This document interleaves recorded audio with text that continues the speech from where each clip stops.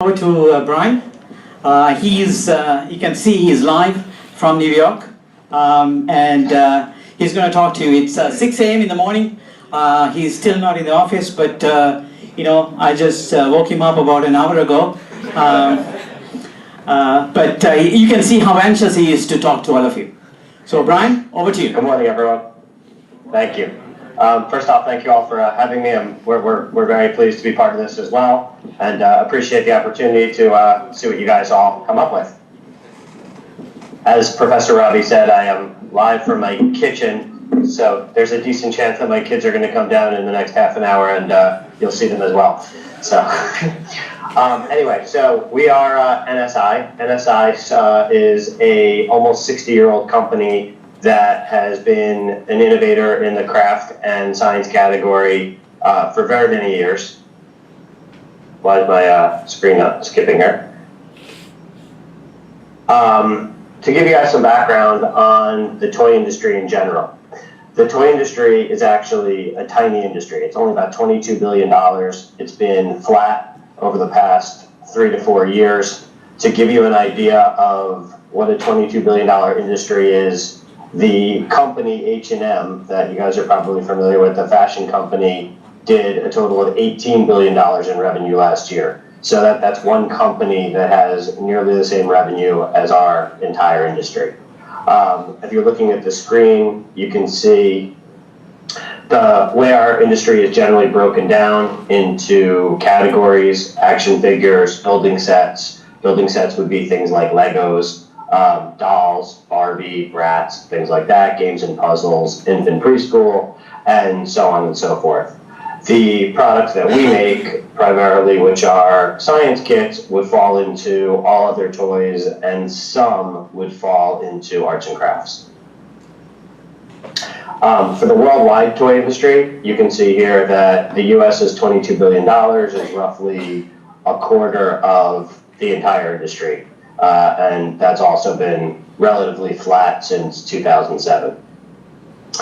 Our company, NSI, is a global marketer of a variety of toys.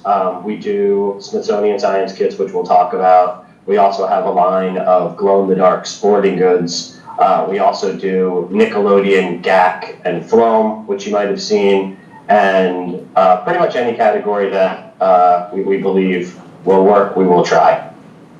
Our sales, marketing, and product development offices are New York City, and we have engineering and sales operations offices in Hong Kong, and also work with engineers just across the border in China. These are some of the products we make. So this is the Nickelodeon product line. Our glow-in-the-dark sports, which use a proprietary glow-in-the-dark material, which lets things glow in every single color of the rainbow. So traditionally, glow-in-the-dark is only orange and maybe green. These let things glow literally in every color. And the other nice part about it is the stuff that you see during the day is actually the same color as what it is at night. So blue glows in blue, orange glows in orange, green glows in green, so on and so forth. The Smithsonian product line is what we're here to talk about today. Smithsonian, for those of you who don't know, is the largest and most visited museum complex in the world. There's 19 museums, there's a zoo, and they've got global research centers literally all over the world. It's one of the most recognized brands in the United States. Unlike some other more marketing companies like National Geographic or Discovery Channel, the Smithsonian is real. That's what they like to tell people. They have real scientists, they have real assets, have real learning and teaching, and the museums give people real experiences. The last time that I was at the Smithsonian, I actually got to touch woolly mammoth fur that they had in the back. That's part of their collection.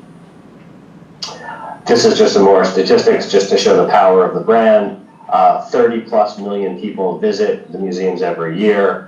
85% of them are from outside of the Washington, D.C. area, so it's truly a tourist destination. And 51% of Americans have visited a Smithsonian museum at some point in their life, and pretty much anyone who's a tourist that goes to Washington, D.C. generally visits the Smithsonian as well. Here's just more about the brand. 94% of people in the United States recognize the Smithsonian brand. That's an incredibly high score that's on par with things like McDonald's and Coca-Cola. These are just more about the other parts of the Smithsonian. There's a Smithsonian channel. They've got books. They've got a publishing division. There's products, and of course our toys. All of our toys are based generally on something in the Smithsonian collection. So because they have 137 million different items, pretty much anything that we can come up with, we can generally relate to one of their items. So you can see here, there's an image of our planetarium projector, which is an item that projects stars and images from their collection onto the walls and ceiling. And that's based obviously on their image collection and their actual planetarium. Every one of our kits, the main purpose of the Smithsonian is the diffusion of knowledge. Everything must teach some lesson about something. So every one of our kits includes information about what the kit is. So there'll be a poster inside that explains, if it's a volcano kit, about volcanoes. It'll explain about, in this case that you see here, about space. In crystal growing, it teaches what crystals are and how they grow and why they grow. So the knowledge part of this is very important. A lot of kids actually use our science kits for science fair in the United States. I think that you guys have science fair over there as well. It's when you put up the big three panel board and you do your project and you present to your school. So what kids will do is they'll take our kits, they'll do the kit, and then they'll take the content and then represent it on their board as their science fair project. You can see that this kind of just shows how toy sales work and how our Smithsonian kits generally sell throughout the year. Obviously, through January through October, sales are relatively flat, as is true with most toys in general. You get the spike in late November into December for Christmas time. The interesting thing with our kits is if you look in March and April, in March, you can see again the little pop that we get for science fair. So it's a nice part of our business, and it helps us get our toys sold into retailers. Our toys are sold at pretty much every retailer in the United States. We have programs at Walmart, Target, Michael's, Hobby Lobby, AC Moore, which is a regional craft chain, Kmart. Things are available on Amazon. Pretty much every retailer that you can think of, we do sell our kits to. Our kits cover a bunch of different price points and a bunch of different areas of science. So here you can see our blister carded crystal growing kits. These are small, they're $5 retails, and they work on information about earth science and crystal growing.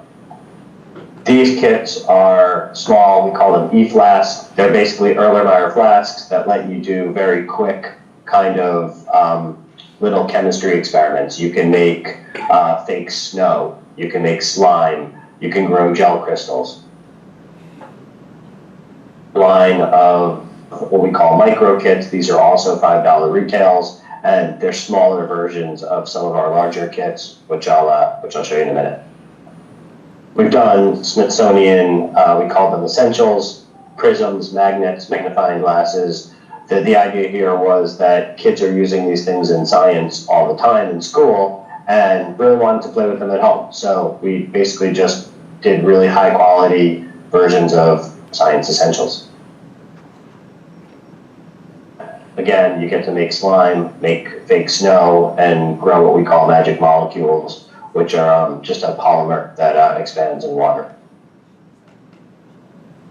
Our glowing giant volcano best-selling items, again, this is used for science fair traditionally, and it's basically a baking soda and vinegar volcano that kids can make on their own and customize. Crystal growing uses a variety of chemicals.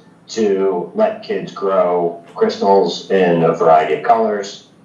Our rock and gem dig is a sand block that has rocks and gems buried inside of it. The child digs out the different rocks and gems and then uses a chart included in the set to identify what they have dug out.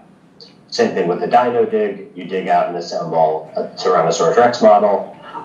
But things, to just kind of give you an example, the model that's included in this kit is very true to what a real T-Rex model is. So because we work with the Smithsonian and they approve and evaluate everything, their curators are very concerned that everything be accurate.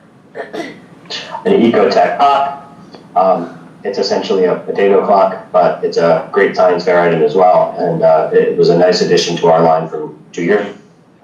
The Mars dig, we try and do things sometimes that are topical. So I'm sure you guys are aware 2 years ago they launched the Mars rover, and 2 years ago it landed on Mars, and we basically did a kit where you build and assemble a little model of the Mars rover and then dig out pieces of basalt from red rock. And basalt, we've been told by the curators at Smithsonian, are most similar to rocks that you would actually find on Mars.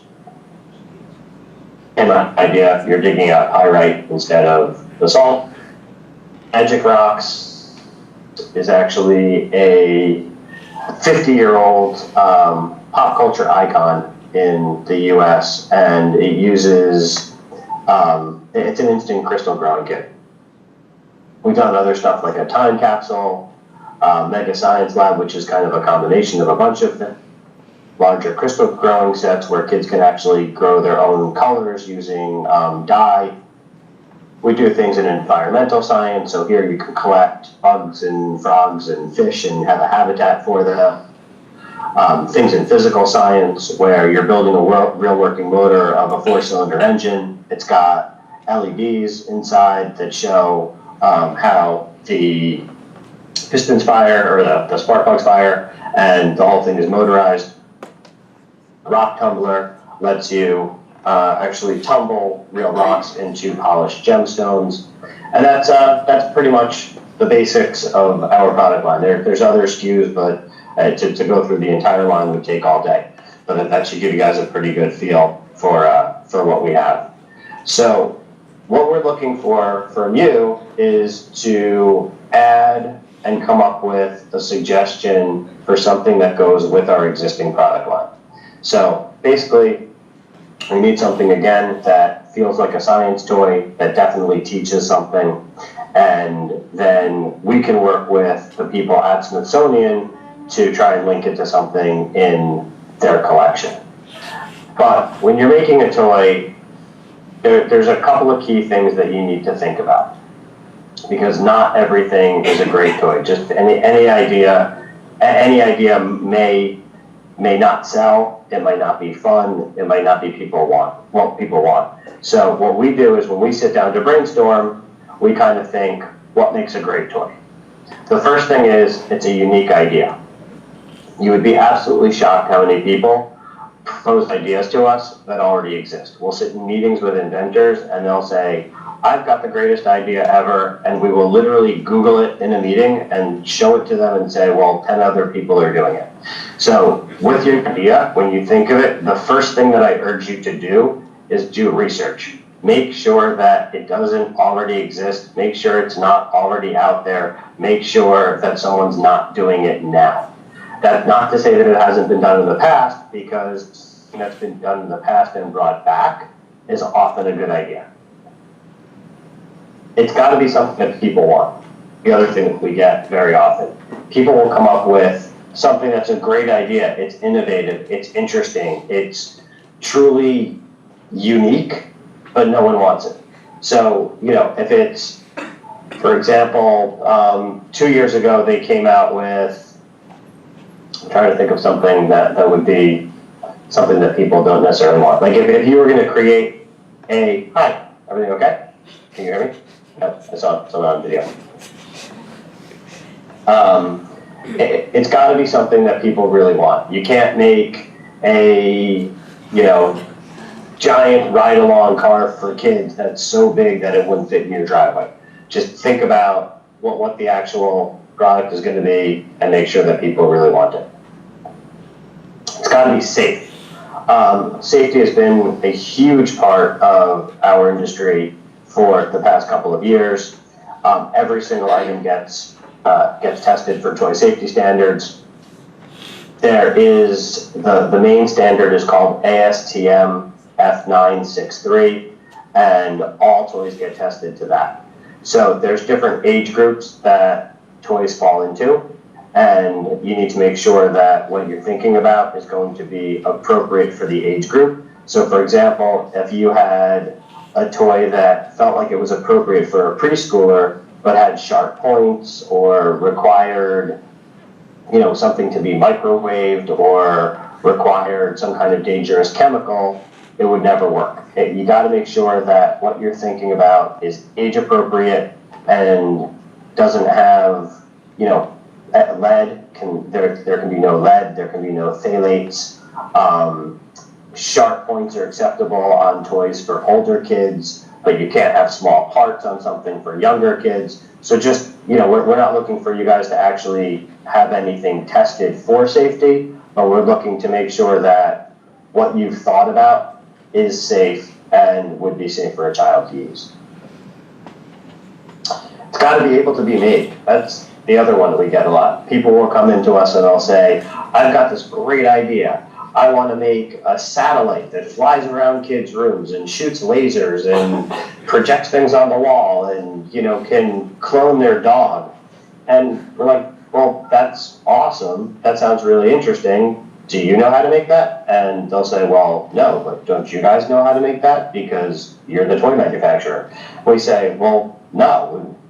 So you've got to be, whatever your idea is, needs to be able to actually be manufactured and be manufactured at a cost. There's a lot of technologies that work in the toy industry that 3 years ago were introduced as, new and novel technologies, and then as they get less expensive, you find them coming into toys. You see that now with, color screens and things like that. 4 or 5 years ago, no toys had color screens because they were just too expensive. Now, as the price of color screens drops, you can start putting them into toys and things like that. It's got to be priced right. There's no particular price point that works for toys. We generally like things around $20, but that's not to say that if you have something exceptional, that it can't be $40, $50, $100 or more. We've done stuff in the past. We've done $100 remote control robots that were jam-packed with features and sold very well because there was value.